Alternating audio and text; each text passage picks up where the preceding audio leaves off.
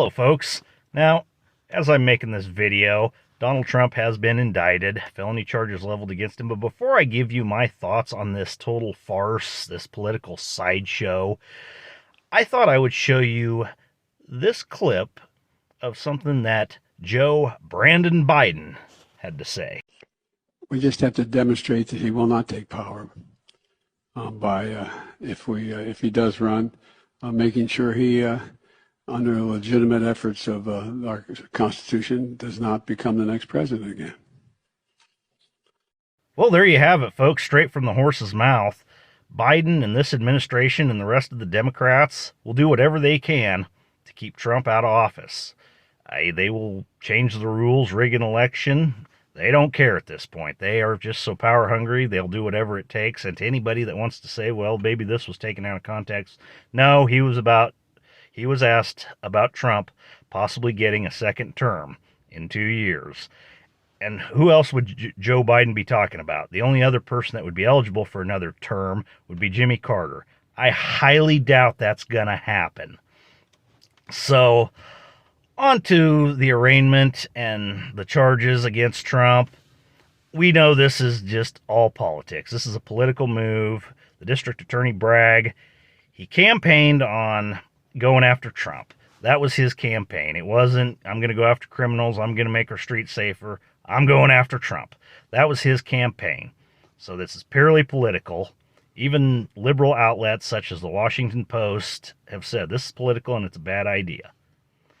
And on top of that, and this matters, this is relevant, John King at CNN says otherwise, but this does matter. The daughter of the judge presiding over this case worked for the Biden-Harris campaign. That matters, despite what the fake news at CNN says.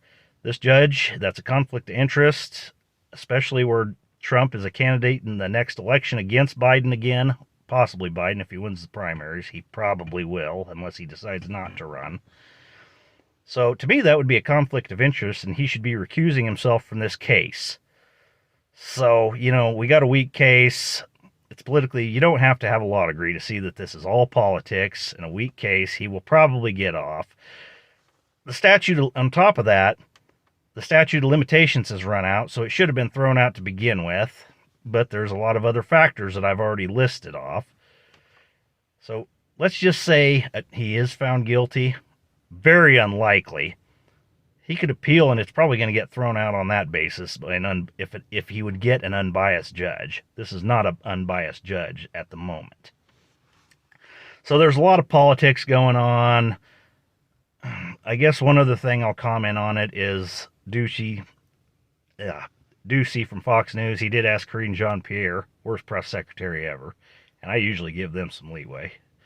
But that's a video for another day.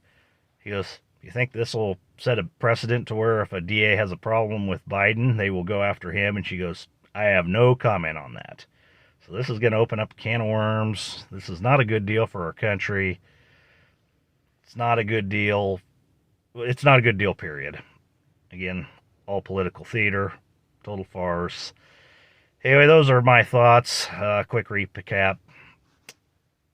DA Bragg ran on Trump. Judge's daughter worked for the campaign. And anyway, I guess my final thought is Trump has been gaining momentum the more this administration has been failing.